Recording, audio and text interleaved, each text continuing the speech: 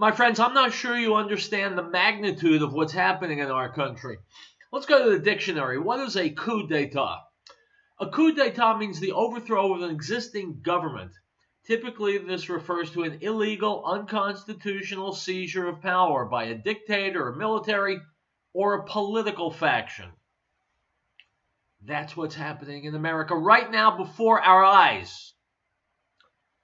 This comes from Newt Gingrich. I quote, "The current fake impeachment effort is simply part of an ongoing effort to drive President Trump from office. It's part of a determination on the left that President Trump must be expelled from the White House. This coup attempt, which is exactly what it is, has nothing to do with evidence or any single accusation. As Speaker Nancy Pelosi said when asked what she would do if the whistleblower accusation about Ukraine collapsed, she said, quote, "We have many other, shall we say, candidates for impeachable offenses in terms of the Constitution of the United States, but this one is the most understandable by the public," unquote. In other words, no matter the evidence, no matter how many times President Trump and his team knock down the attack, there will always be another effort designed to drive him from office. This Destroy President Trump coup effort developed in the first 24 hours after the 2016 election. On Wednesday, November 9th, 2016, a left-wing group announced emergency protests against Donald Trump in 6 cities. Within 24 hours of Trump being declared president, left-wing activists were gathering in Chicago, Los Angeles, Sacramento, New York City, San Francisco, and Albuquerque. As the organizers at Act Now to Stop and End Racism announced, in a shock result, Donald Trump has been elected president. But the people can rise up and defeat his bigoted extreme right-wing agenda. The Answer Coalition is mobilizing across the country, to organize and take part in the emergency actions. Newt Gingrich continues, "As one of my colleagues discovered, these gatherings were just the beginning. Below, we've compiled a partial list of the first week's intense reaction from the left." And my friends, I invite you to go to Newt Gingrich's website and look at that list. He writes, "You can see the left's first reaction was simply to protest the election of President Donald Trump in what is essentially a protest against democracy and our electoral system. After weeks of sometimes violent protests, the anti-Trump movement realized that simply shouting and causing public nuisance wasn't going to get them what they wanted.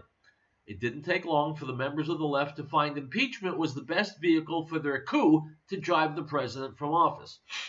By December 15th, about 5 weeks after the presidential election and roughly 5 weeks before the presidential inauguration, Vanity Fair published an article by Emily Jane Fox headlined, 'Democrats are paving the way to impeach Donald Trump.' The focus at that phase of the effort was the family business, the Trump Hotel in Washington, D.C., and possible personal financial improprieties, all of which disappeared within a few weeks and were replaced by Russian collusion as the focus of Democrat coup efforts. By the day of the inauguration, January 20th, 2017, the impeachment hunger was great enough that the Washington Post headlined Matea Gold's article, 'The campaign to impeach President Trump has begun.' As I wrote in my best-selling books, Understanding Trump and Trump's America, this effort to drive President Trump from the White House has never been about finding truth. It's always been about subverting the will of the people. You are not watching an impeachment process.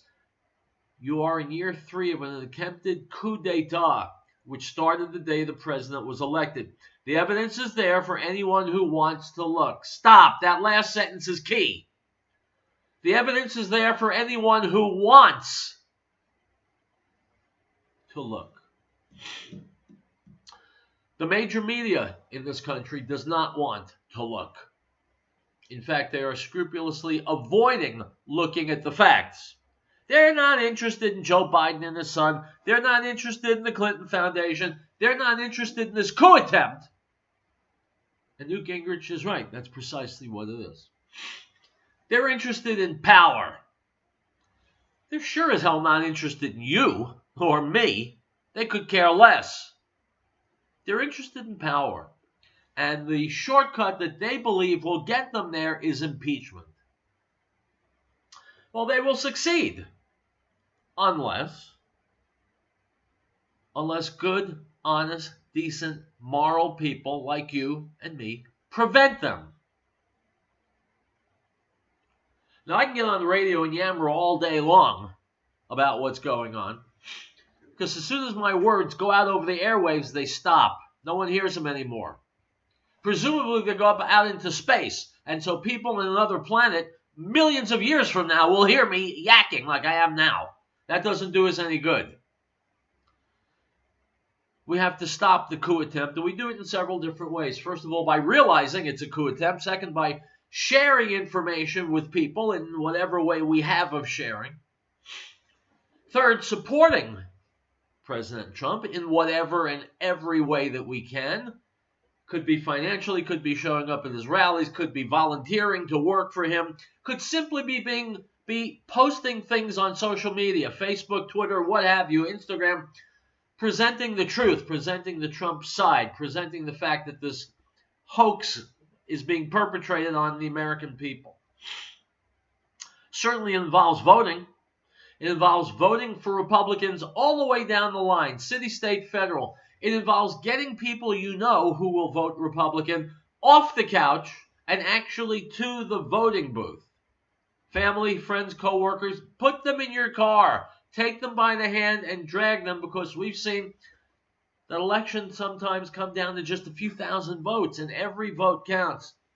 Either way, this is an historic attempt to subvert the will of the American people, to disrupt our government, replace it with a government that, as happened 8 years with Obama, will sell America down the river. Folks, everything has become existential now. If we lose this election, if Democrats keep the House, if Donald Trump loses, we're screwed. We're finished. Worse, our children will be finished, and our grandchildren, because America will be crashed. Our economy will be crashed. Our border in the down south will go away. Millions of people from around the world, the great unwashed masses from the third world, will slop into our country, and we will be done. Life will get demonstrably worse on a daily basis. So the time to prevent that from happening isn't November next year. It's right now. Now. All right, sermon finished. It's Thursday. It's Real Truth. We'll be right back.